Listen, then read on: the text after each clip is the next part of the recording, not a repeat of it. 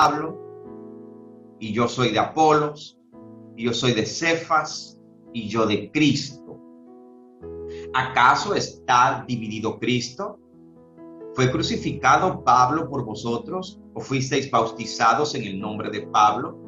Doy gracias a Dios que a ninguno de vosotros he bautizado, sino a Crispo y a Gabo. Pónganme atención. Este texto muestra que además de contienda había división. Es que la división no puede atraer otra cosa. La contienda no puede atraer otra cosa sino división. Y la división puede traer muchas más cosas. Esto que nosotros estamos leyendo aquí, del 11 al 14, amados, esto es el fondo de todo lo que se escribe en Primera de Corintios. Toda la comunicación, todo lo que Pablo entrega, todo lo que Pablo nos deja como fundamento, esta fue la razón. Estas fueron las razones por las cuales Pablo nos entrega todo esto.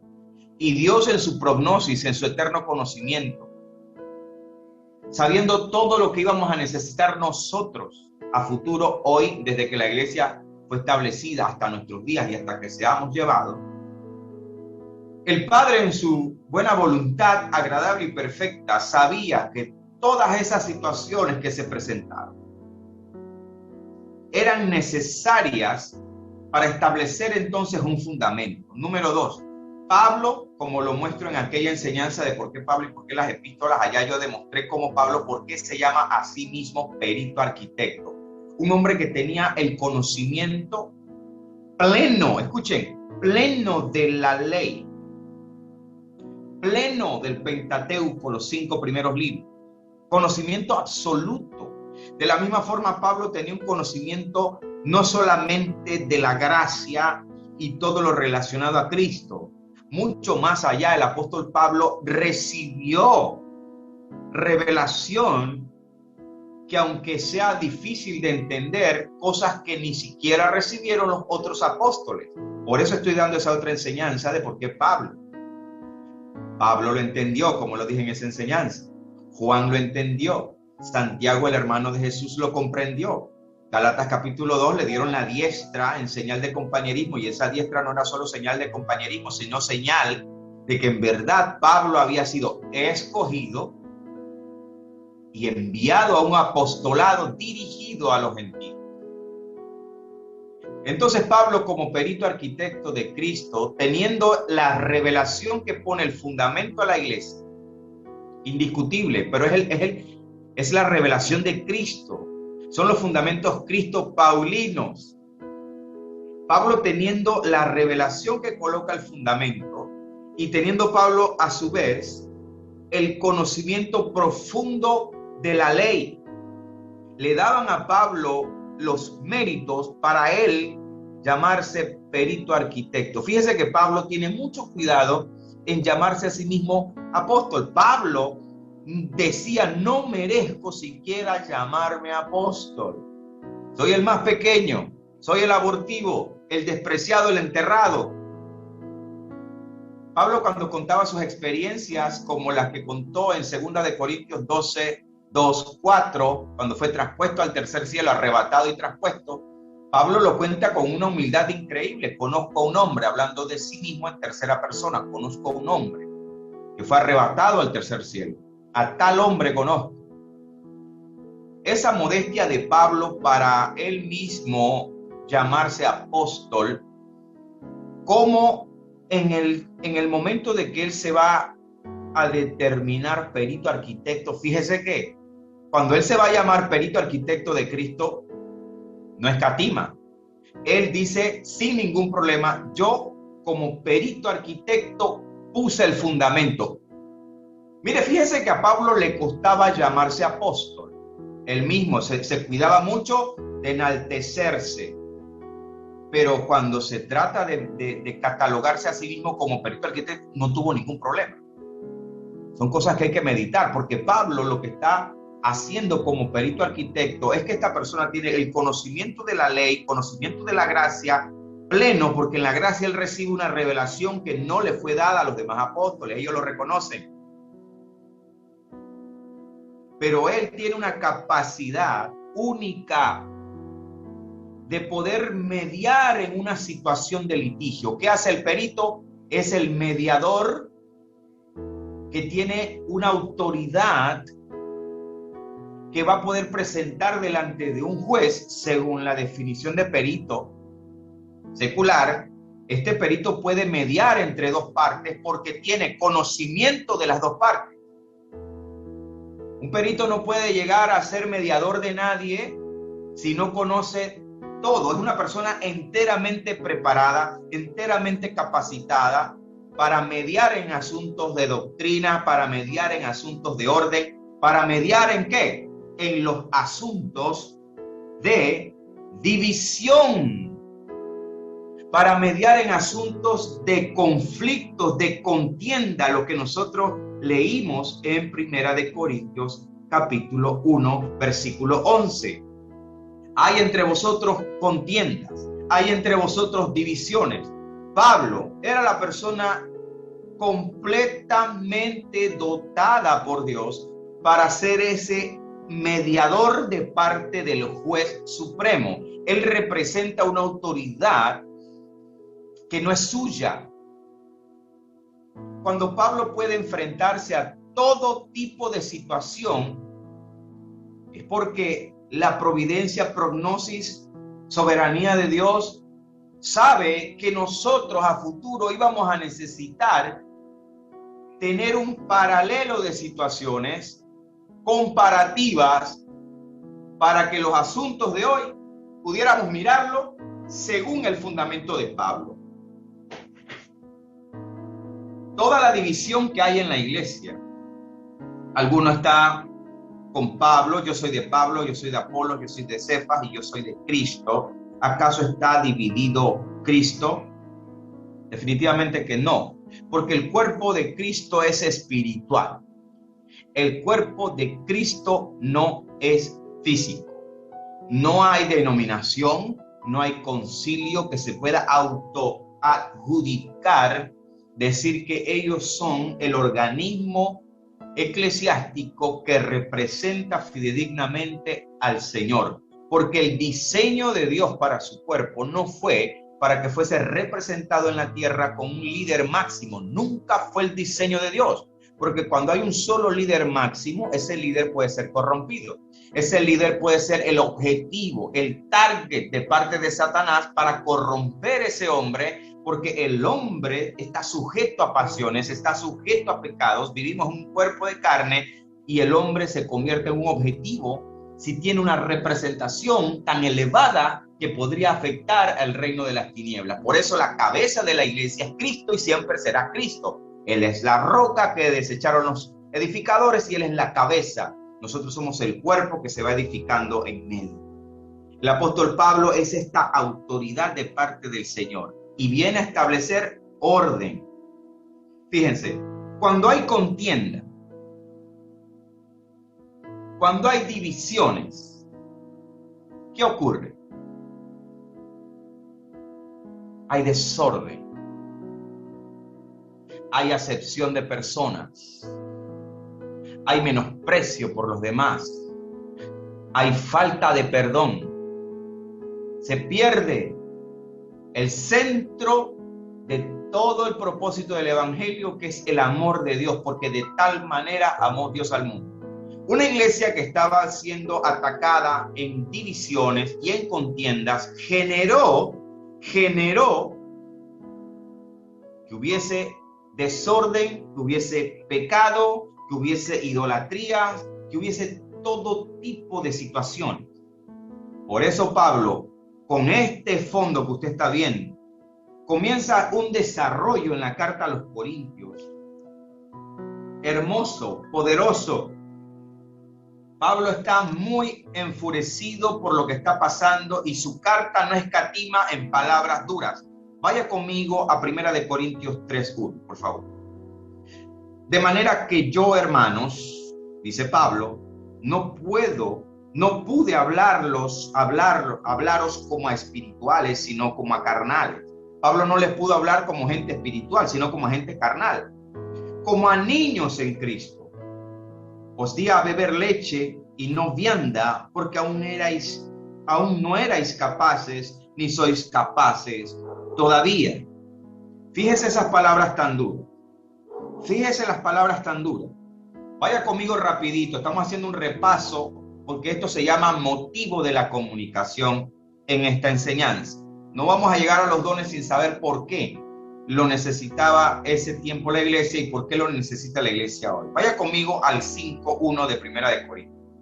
Pase la página. Pablo dice: de cierto se oye que hay entre vosotros fornicación, y tal fornicación cual ni aún se nombra entre los gentiles, tanto que alguno tiene la mujer de su padre. Se cree que aquí se está hablando de un hijastro, de un muchacho que está teniendo relaciones con su madrastra, no de una madre biológica directa.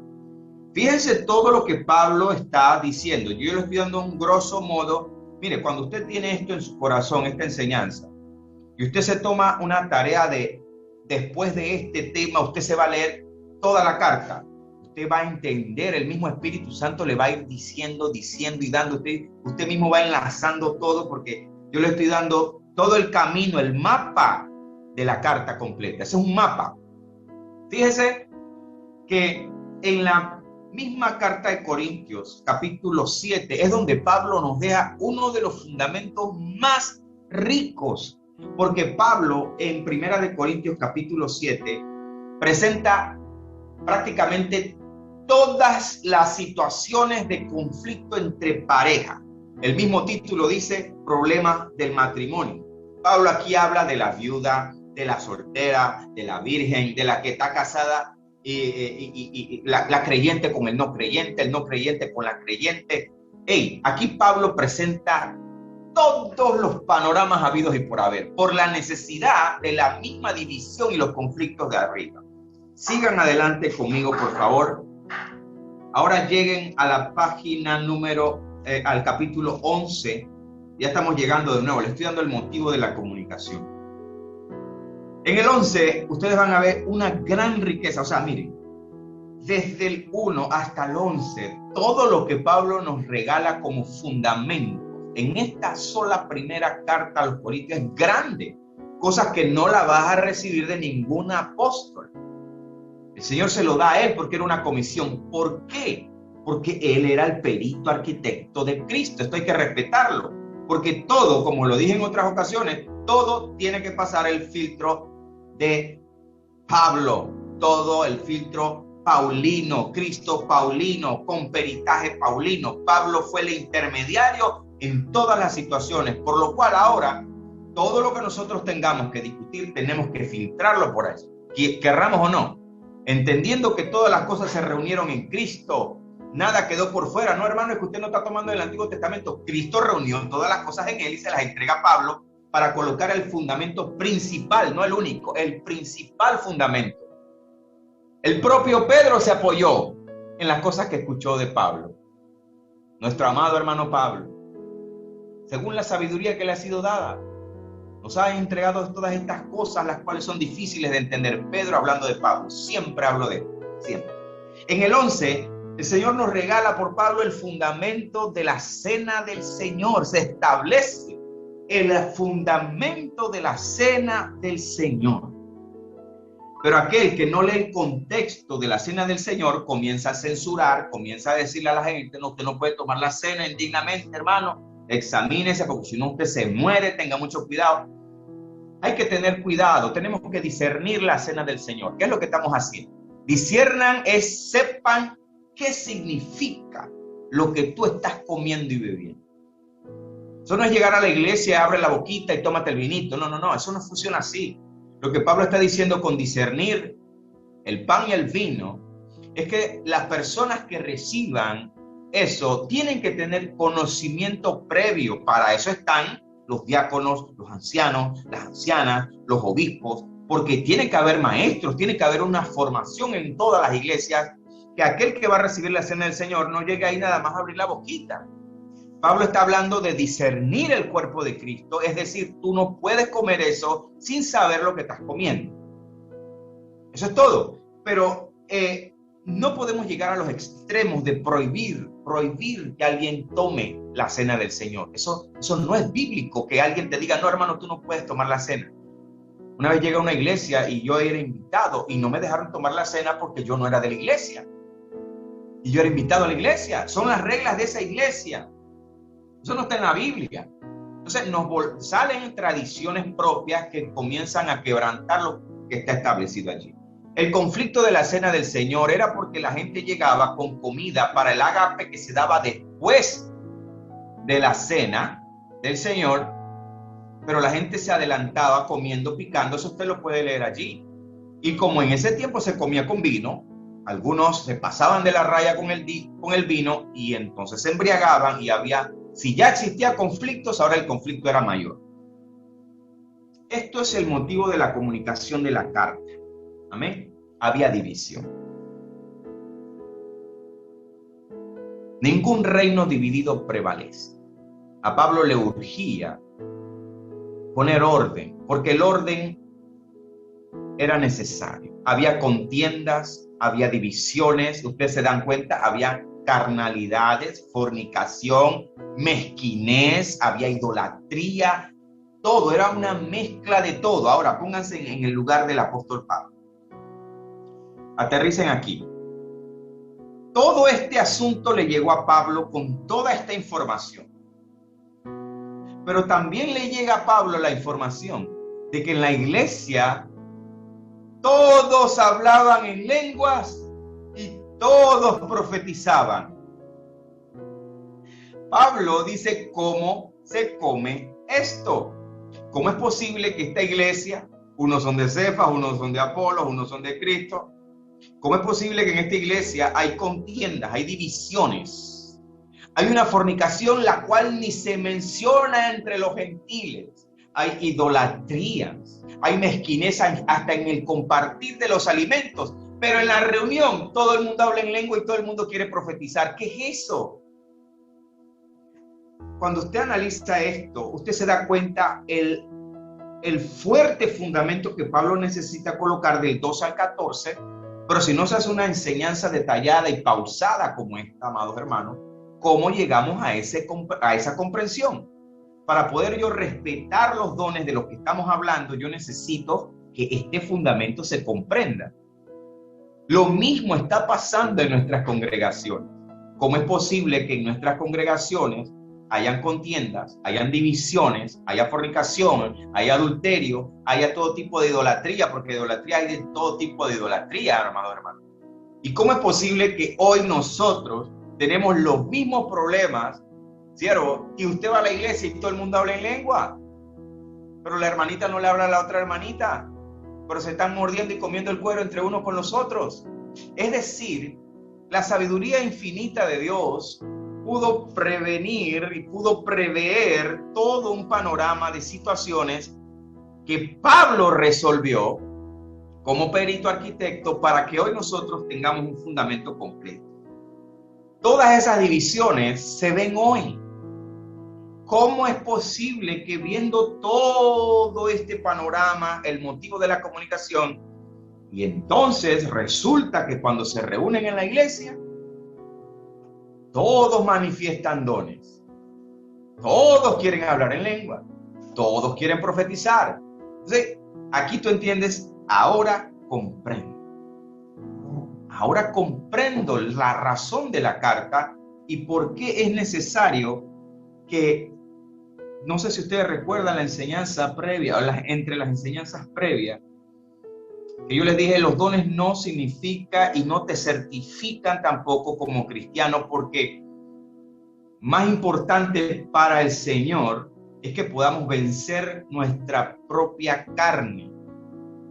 Cuando lo leímos en Colosenses, que los rituales de la ley no tienen ninguna fuerza contra los apetitos de la carne, Colosenses capítulo 2 al final. Ninguna de estas cosas, todas tienen su valor en su ritual, en cierto, pero no tiene ningún valor, ninguna fuerza contra la carne, ninguna. Entonces, ¿de qué le sirve al hombre manifestar dones que pueden ser imitados. Hay gente que no habla en lenguas, pero están haciendo una imitación de alguien que habla así.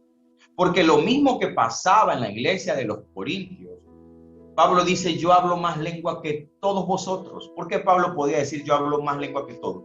Pablo, al escuchar, se daba cuenta que no todos los que estaban ahí hablaban lengua y posiblemente nadie hablaba en lenguas. El don de lenguas es real, es auténtico, es genuino, existe el don de lengua. El que habla lengua habla misterio y habla para sí mismo, pero habla con Dios. Pero ¿cómo era posible que esta iglesia, con toda la contienda, con toda la división, con toda la carnalidad, con toda la idolatría, con toda la mezquinez, que no podían ni siquiera compartir los alimentos, acá me venían y todo el mundo era súper espiritual y todo el mundo hablaba en lengua y todo el mundo profetizaba? ¿Por qué? Porque estaban siendo hipócritas, había hipocresía, había falsedad en la manifestación de los dones y Pablo tuvo que poner un orden.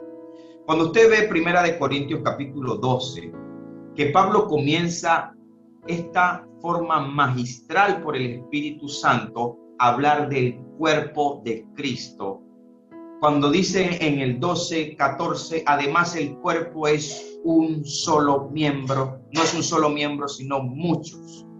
Todo lo que usted ve ahí es poesía paulina. Fíjense, dentro de muchas de las cosas que Pablo escribe, es difícil sacar de que cuál es la que más te impacta. Una hermana me dice, hermano, usted como que, a veces lo escucho y usted como que está en la mente del mismo Pablo. Gloria al Señor. Uno se impacta porque Pablo era un hombre tan lleno del Espíritu Santo que lo que él escribía era poesía del Espíritu. Hermosa poesía del Espíritu. Todo lo que usted ve allí, del 13, hablando del cuerpo, ni el ojo puede decir a la mano, no te necesito, ni tampoco la cabeza a los pies, no tengo necesidad de vosotros. 12:22, antes bien los miembros del cuerpo que parecen más débiles son los más necesarios. Mire, todo lo que él es una prosa hermosa escrituralmente hablando sobre el cuerpo, y todo va llegando y completa prácticamente más de la mitad del capítulo 12. Se trata de la poesía de Pablo hablando de los dones. Perdón, hablando del cuerpo. Porque si, escuchen, miren, y ustedes van a decir, wow, entiendo a Pablo.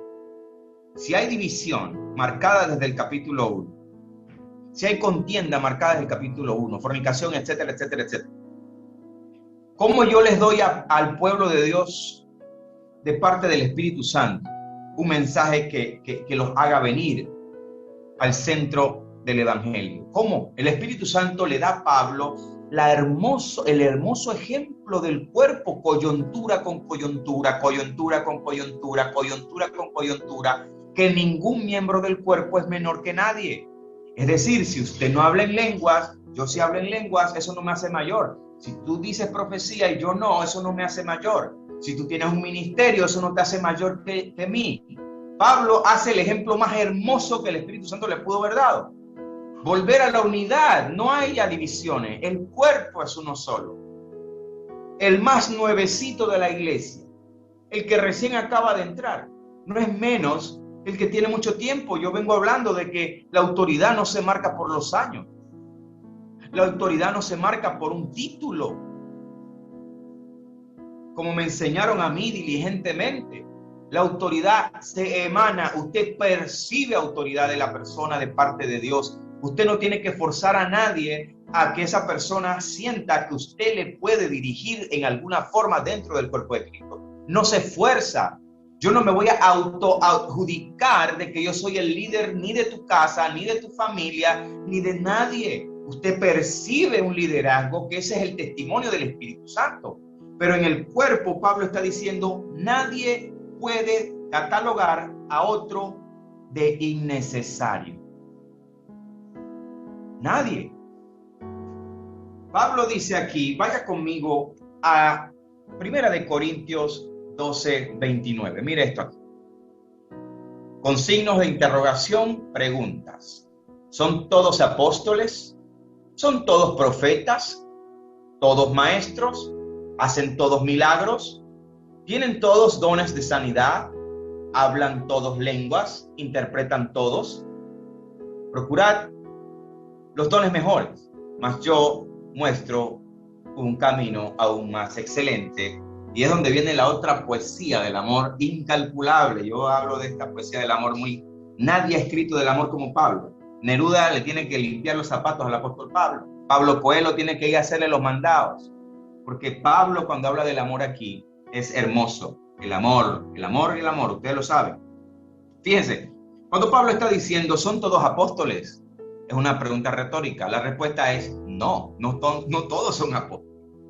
¿Son todos profetas? No. ¿Todos maestros? No. ¿Hacen todos milagros? No. Porque Pablo está diciendo, el hecho de que alguien no haga esas cosas o no tenga un título, no significa que es menos, porque le estoy hablando del cuerpo y le estoy hablando de la unidad. Vuélvanse a unir. Todos se necesitan. El más pequeño, aquí no hay pequeño, aquí no hay título, aquí no hay apóstol, aquí no hay profeta, aquí no hay maestro. Todos somos un cuerpo. Dejen la división, vuelvan al amor, vuelvan a amarse, vuelvan a ser todos para todos.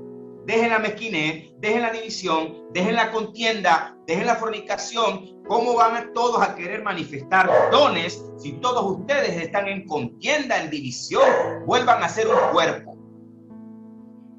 Es comprensivo que dentro del cuerpo de Cristo el afán a veces de servir, pero ese afán de servir, esas ganas de servir, puede verse influenciado, puede verse trastocado, porque el afán de servir puede llevar a una persona a pisotear a otro para servir, a escalar en una iglesia, en una congregación.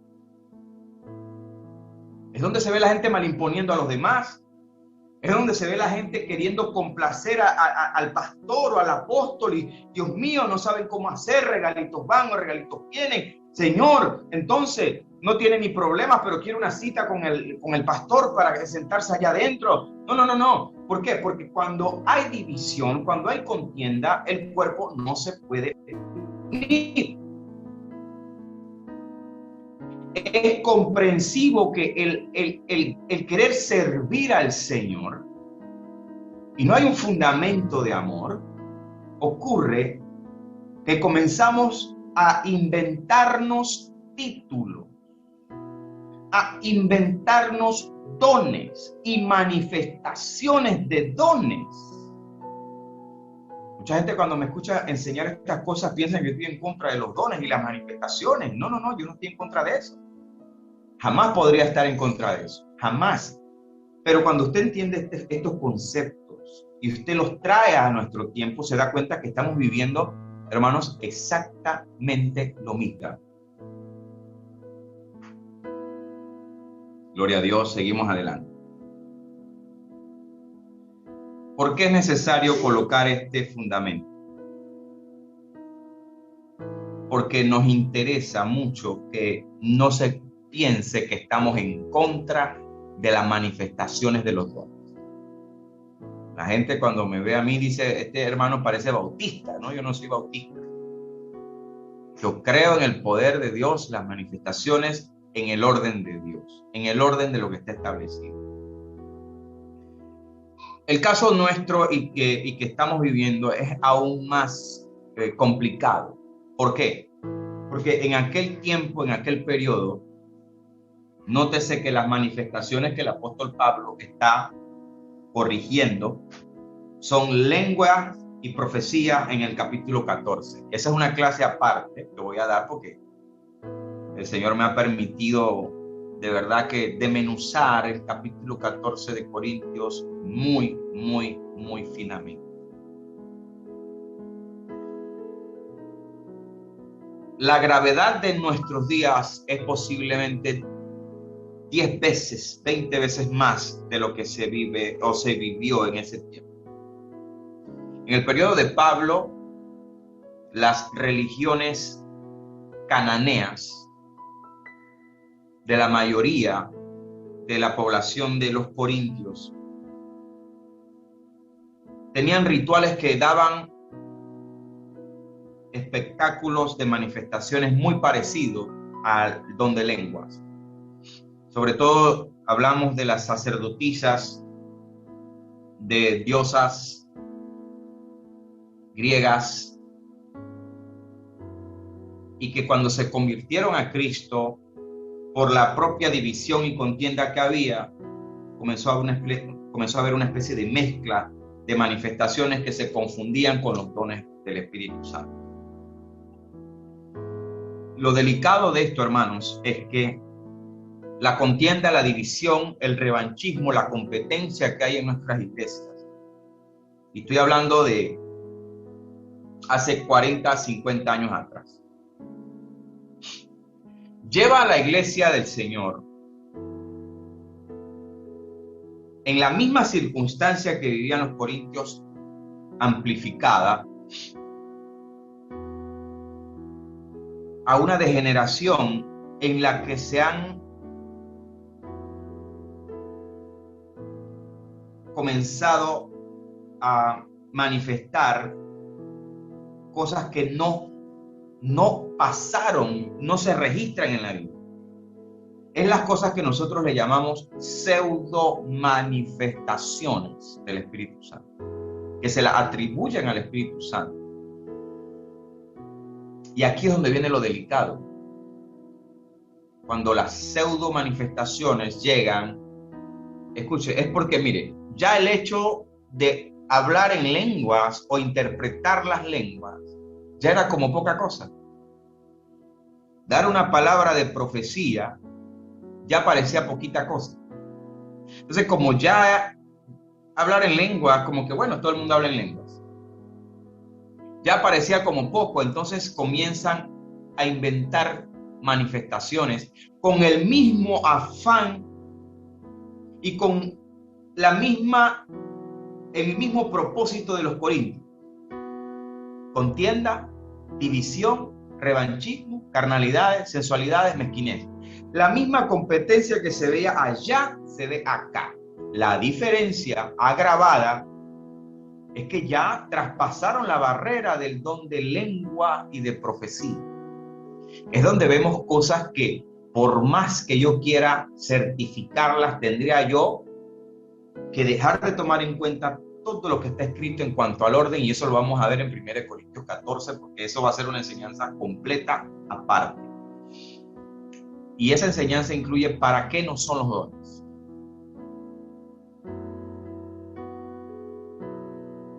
Como ya hablar en lenguas y profetizar era como que pan de pueblo, por decirlo así, pan de todos los días, el diario vivir, las manifestaciones comenzaron a añadirse cosas. Es donde me ha tocado responder públicamente acerca, voy a dar un solo ejemplo para no herir susceptibilidades. Es cuando me tocó corregir el tema de la risa santa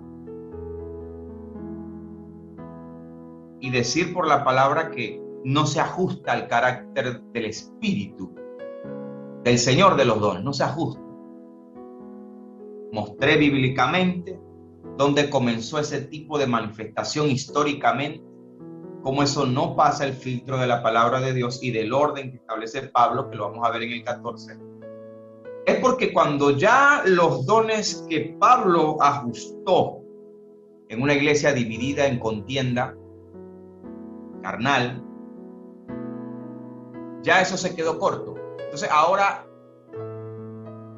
en la actualidad, traspasan las barreras y es donde aparecen pseudo manifestaciones que, hermano, mire, el evangelio es anunciar las buenas nuevas de salvación, pero hay cosas que en el evangelio, amados, con todo el dolor, no se pueden maquillar. Hay cosas que no son, que yo no las puedo certificar porque la persona que lo hace es mi mejor amigo, mi mejor aliado, el consiervo, la consierva que yo más amo, por dar un ejemplo.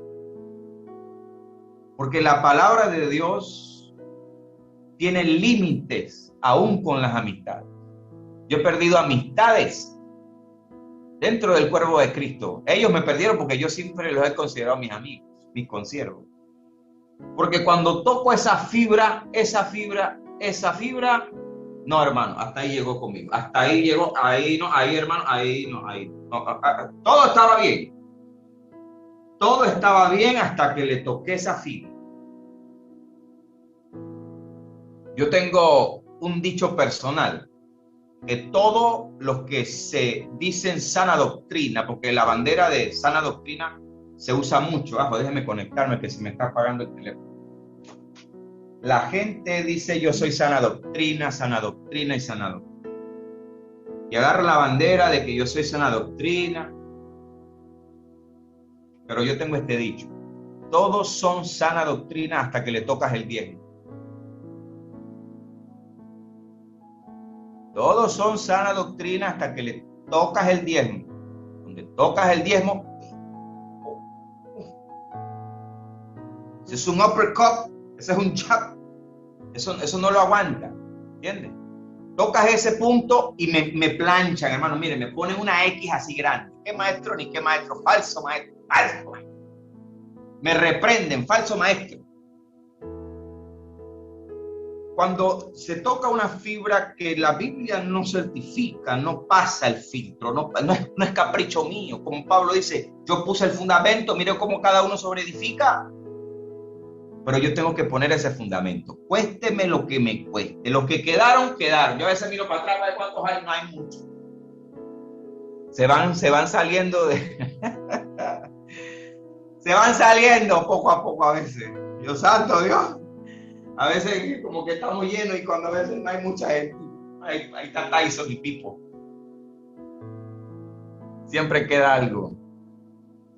Hermano, este tema es profundo y miren, no me interesa correr, porque el tiempo es de Dios.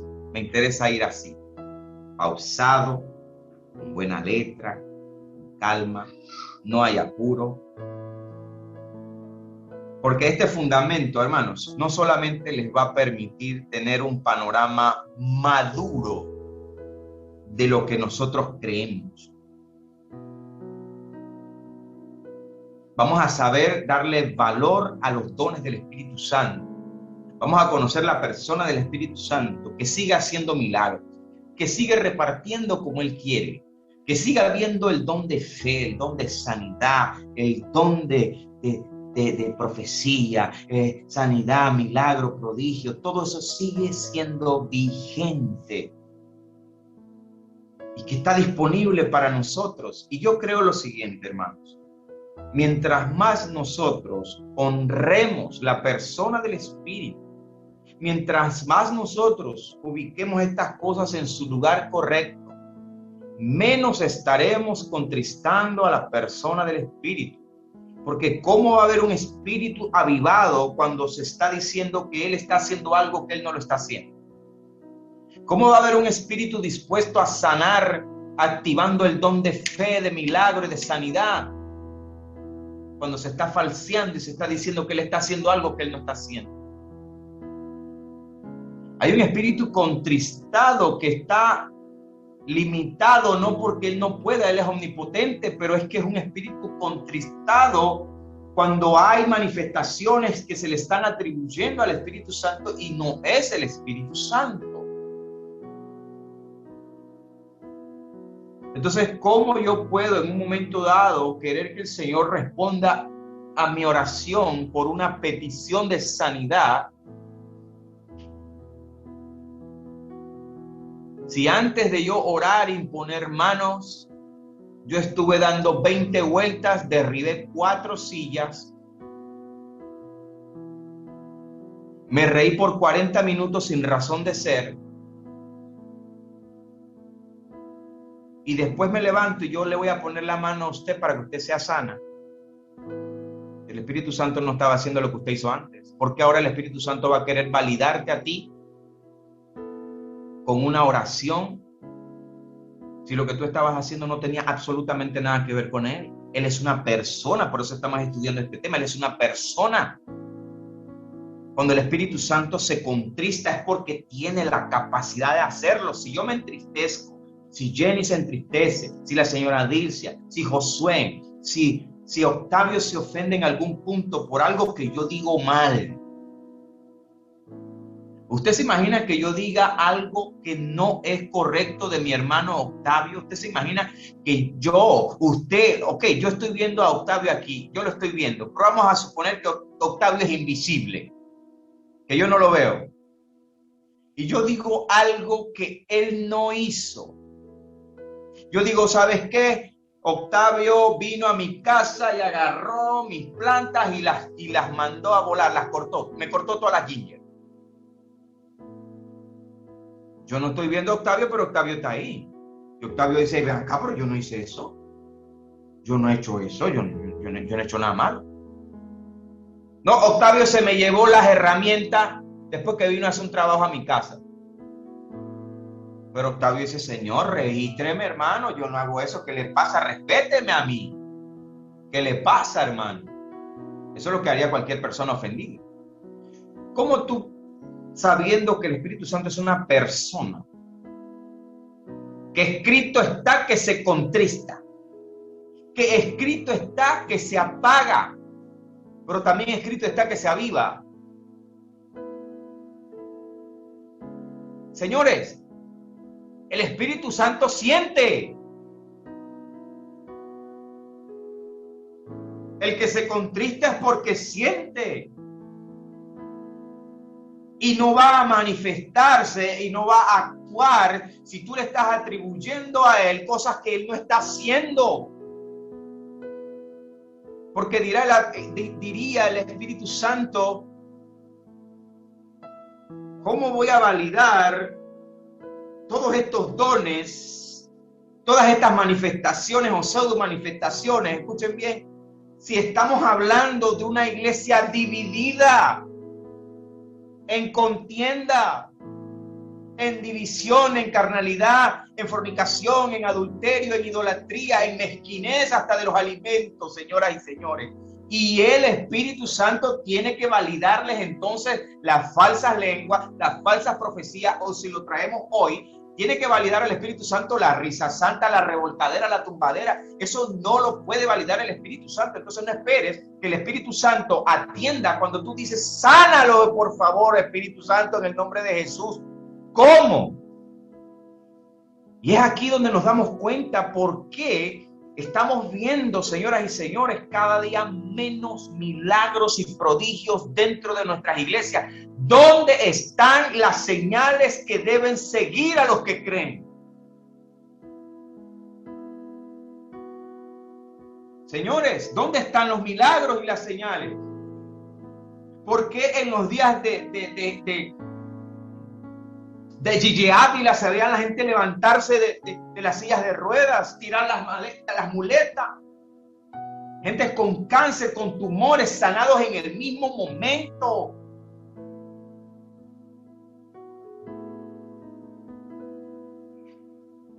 Porque había un Espíritu Santo avivado. Porque el Espíritu Santo no puede estar validando sanidades y milagros cuando se le está atribuyendo cosas que él no está haciendo. Cuando se han quebrantado los principios y ahora hay una gran pirámide donde el gran apóstol es el intocable, y para llegar hasta allá arriba y pedir una cita, hermano, tiene que ser o buen diezmador, usted tiene que tener muy buena influencia dentro de esa iglesia. Porque ahora es una pirámide. Ya no está el obispo entre las ovejas. Ahora hay una gran pirámide, hermanos. ¿Cómo el Espíritu Santo va a estar validando organismos, instituciones que están quebrantando los principios? Por eso las iglesias y las congregaciones más sencillas a veces son donde más milagros y prodigios se ven.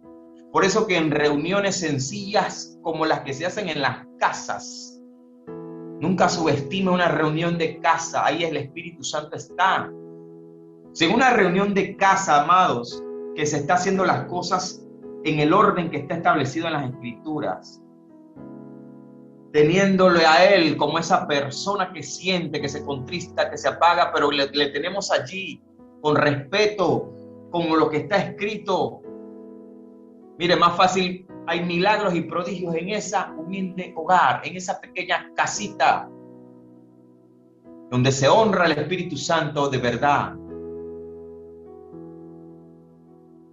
El Espíritu Santo no puede validar organizaciones ni congregaciones que están haciendo exactamente lo mismo que la iglesia de los Corintios. Y por esa razón vemos menos y menos y menos milagros y prodigios en nuestras congregaciones.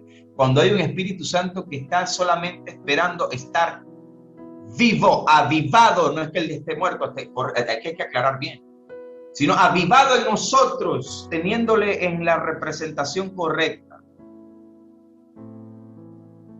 No inventando dones para escalar, no inventando dones o pseudo manifestaciones para entonces validarme como que yo estoy siendo una persona llena del Espíritu Santo. Usted sabe algo, hasta el diablo puede imitar algunos dones. Yo tengo videos que se los puedo compartir. Hombres poseídos por demonios hablando en lenguas demoníacas. El enemigo puede imitar el don de lengua fácilmente, y si usted no tiene discernimiento de espíritu, usted no sabe diferenciar si eso es lenguas diabólicas o es una manifestación del Espíritu Santo.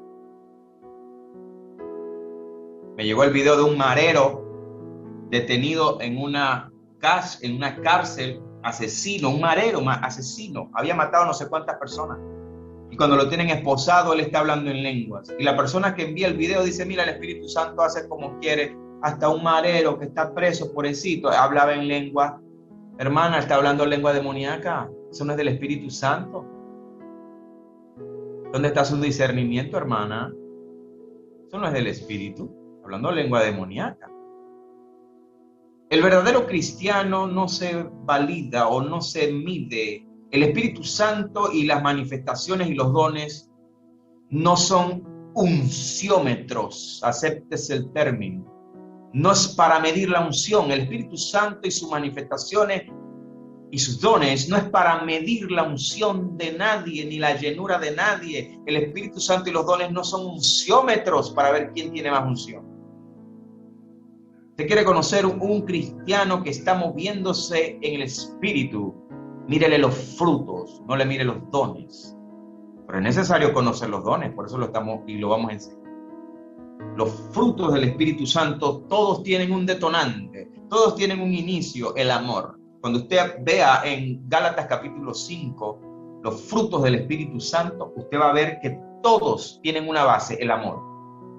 Y hay algo que jamás el enemigo Satanás va a poder manifestar, y eso es el amor.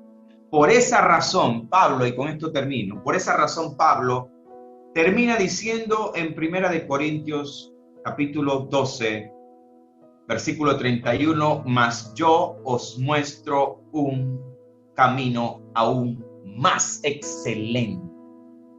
¿Y qué es lo que sigue? Si yo hablase lenguas humanas o angélicas y no tengo amor, vengo a ser como metal que resuena y címbalo que retiñe. ¿Sabe que lo que resuena no es el metal ni lo que retiñe es el címbalo? Es todo lo contrario. Lo que retiñe es el metal y lo que resuena es el címbalo. Lo que Pablo está diciendo aquí es que vienes a ser una persona sin identidad espiritual. Ni siquiera tenemos identidad espiritual. Es lo que Pablo está queriendo decir aquí.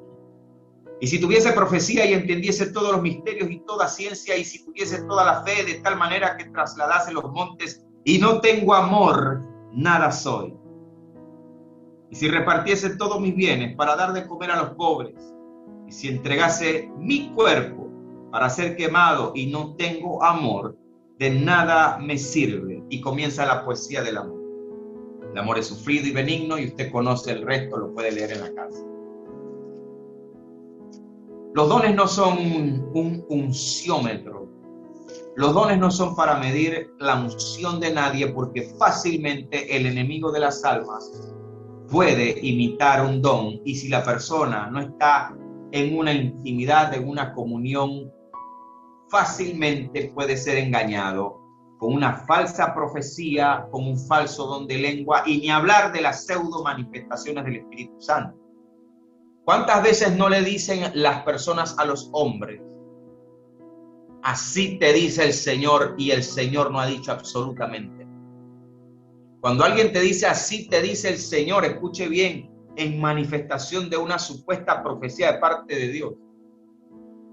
Si la persona que está recibiendo esa profecía no corrobora, no secunda, no confirma la palabra que usted está diciendo, descártelo, porque eso no viene de parte de Dios. La profecía no da sorpresas. La profecía viene a cumplir solamente la confirmación de un trato que Dios tiene con usted en lo personal. Lo que el profeta o lo que la persona manifestando el don de profecía le viene a decir a usted, solo va a corroborar lo que ya Dios está tratando en su corazón, en su casa, en su recámara secreta, en sus tratos personales, en sueños o en visiones o en palabras, algo que ya usted lo está recibiendo aquí. Y viene la palabra del Señor por profecía y te confirma el trato que Dios tiene contigo en lo personal. Si esa palabra de supuesta profecía te dicen a ti, así te dice el Señor, y a ti el Señor no te ha dicho nada, descártalo, eso no es profecía. Eso no es profecía.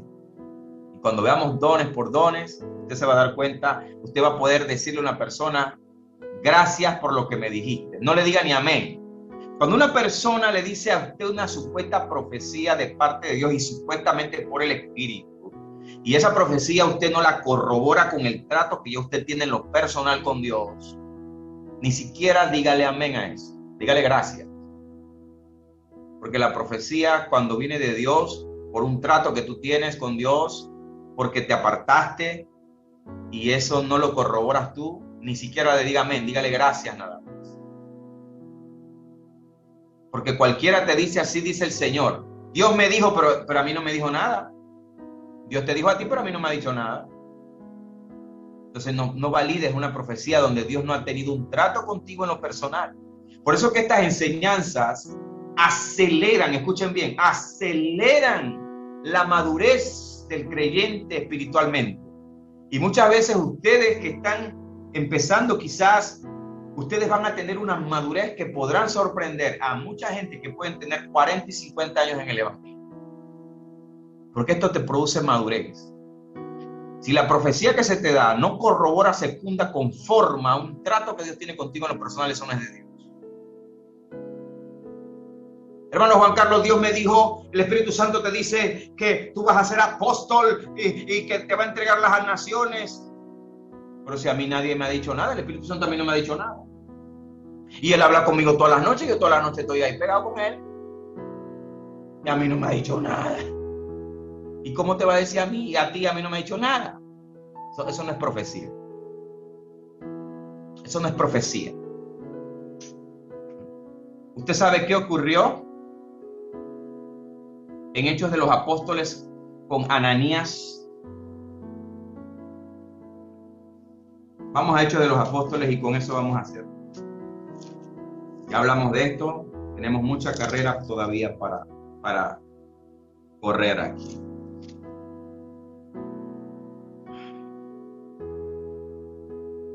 Hechos de los Apóstoles, capítulo 9.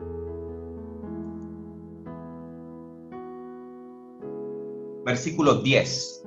Para que usted vea bíblicamente cómo trabaja el Espíritu Santo bajo el principio de reciprocidad. Anote el término, que lo va a necesitar cuando usted va a explicar esto. El Espíritu Santo, con el don de profecía, opera bajo principios de reciprocidad y correspondencia mutua. ¿Qué es eso, hermano? Es lo que yo le acabo de explicar. Lo que tú me vas a decir, ya Dios me lo tuvo que haber dicho a mí. Hechos 9:10. Dice así: había entonces en Damasco un discípulo llamado Ananías, a quien el Señor, escuchen, el Señor le dijo en visión a Ananías. Y él respondió: heme aquí, Señor. Y el Señor le dijo: levántate y ve a la calle que se llama derecha. Mire la precisión. Eso también vamos a hablar de la precisión de los dones, sobre todo el de profecía y el de discernimiento y el de ciencia. La precisión de los dones también lo vamos a tocar aquí. vete a la calle que se llama derecha, busca en casa de Judas. Mire la precisión que hay aquí. A uno llamado Saulo de Tarso, porque aquí él ora, santo, ya sabe, esta es la precisión que nosotros necesitamos manifestar cuando de verdad estamos hablando de los dones. El versículo 12 dice, y ha visto en visión a un varón llamado Ananías que entra y le pone las manos encima para que recobre la vista. No vamos a leer más, con eso tengo suficiente. El Señor le está diciendo a Ananías todo lo que va a hacer. Y ya le está diciendo a Ananías que ya Pablo recibió en visión que él iba para allá. Reciprocidad y correspondencia mutua. Allá no llegó Ananías y llegó de qué. Buena. Yo soy Ananías, vengo de... No, ya Pablo sabía. Pablo estaba clarito quién iba para allá. Reciprocidad y correspondencia mutua. Lo que el profeta te va a decir o lo que la persona que manifestó el don, corrijo, te va a decir, tiene que confirmar un trato que Dios tiene contigo en lo personal. No lo vamos a leer porque lo vamos a ver más adelante en la precisión de los dones, pero les voy a adelantar que lo mismo ocurrió en el caso de la visión del apóstol Pedro. En la visión de Pedro mata y come, hubo comunicación con Cornelio y hubo comunicación con el apóstol Pedro, correspondencia mutua, principio de reciprocidad y correspondencia. Se le da la comunicación a Cornelio, el centurión, y se le da la comunicación a Pedro en la azotea. Ábrele la puerta, llegaron, tienes que ir, etcétera, etcétera, y se cumple todo. Reciprocidad y correspondencia mutua. Así operan los dones, así opera el Señor. Cuando alguien te va a decir algo de parte de Dios, solo viene a confirmar, corroborar, secundar un trato que Dios tiene contigo en lo personal. Y esto los voy a dejar aquí picaditos, porque lo que viene es bueno. Vamos a ver la precisión de los dones. Les acabo de dar un detallito, un cachito. Eso es lo hermoso de Hechos de los Apóstoles. Hechos de los Apóstoles se llamó en un comienzo Hechos del Espíritu Santo, por lo activo, vivo, movido que el Espíritu Santo se manifestó en esos años con los apóstoles, donde nos deja a nosotros una plataforma, una referencia de cómo opera, trabaja, actúa el Espíritu Santo. Nosotros no vamos a especular en nada, hermanos. A todo lo que estamos diciendo le vamos a poner un anclaje bíblico, porque yo le estoy diciendo a usted que el Espíritu Santo opera bajo principio de correspondencia, bajo principio de reciprocidad, pero yo le tuve que anclar eso. Yo lo tuve que llevar a usted a Hechos capítulo 9, Ananías y Pablo. Yo le estoy dando un ejemplo del centurión y Pedro, porque no le voy a inventar absolutamente nada. Y lo que pueda estar especulando, yo le digo, aquí yo creo, pero yo se lo voy a avisar. Yo me voy a guiar por la palabra de Dios en todo. Este fundamento va a ser, miren, no subestimen ninguno de ustedes. Ninguno subestime el propósito que Dios tiene con ustedes. No importa nada. Aquí no importa ni tiempo, ni edad, ni quién llegó primero, ni nada. Aquí no cuenta. Aquí cuenta solo los propósitos de Dios. Porque le digo con toda humildad de mi corazón, si esto se estuviese enseñando en nuestras iglesias, estaríamos viendo milagros, estuviéramos viendo prodigios que ya no se ven.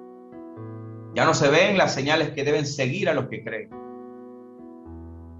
Porque hay una falta de conocimiento en cuanto a la persona del Espíritu, a la forma de operar de los dones del Espíritu Santo y a todas estas cosas. Y por causa de divisiones, contiendas, carnalidades, sensualidades, revanchismo, se tergiversan manifestaciones y dones que no son del Espíritu Santo, causando que haya un Espíritu Santo no dispuesto a secundar ni validar ministerios ni imposiciones de manos de cualquiera por ahí que esté diciendo, está hablando y actuando por el Espíritu Santo.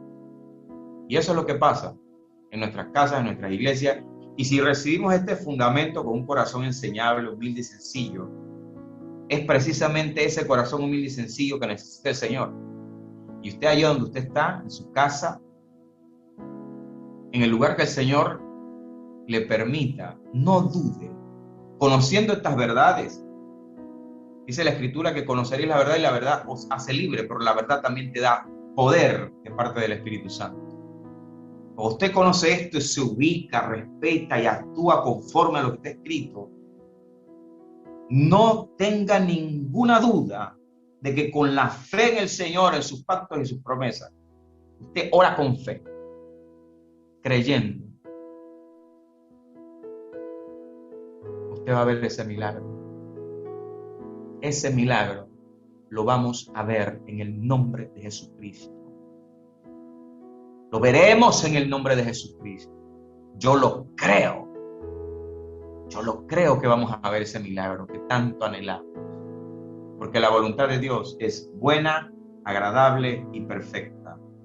Así que le voy a pedir que incline su rostro para hacer una oración por esta enseñanza. Padre, te damos gracias. Damos gracias, Señor, por esta noche. Estamos congregados, Señor, en un solo sentido. Nos hemos puesto de acuerdo, Señor, para honrar tu palabra. Hemos enseñado, Señor, con paciencia.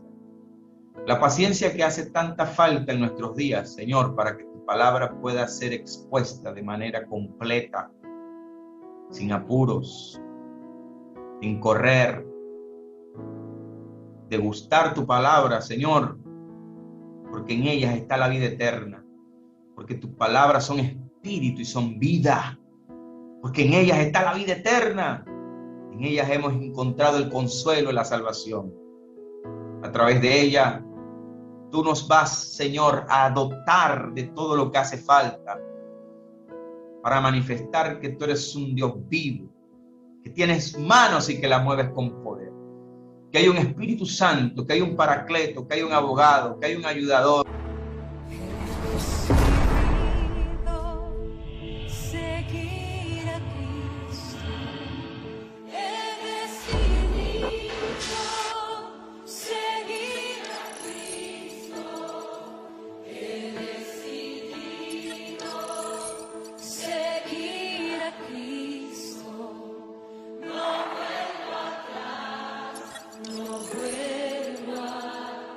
La cruz está ante mí. La cruz está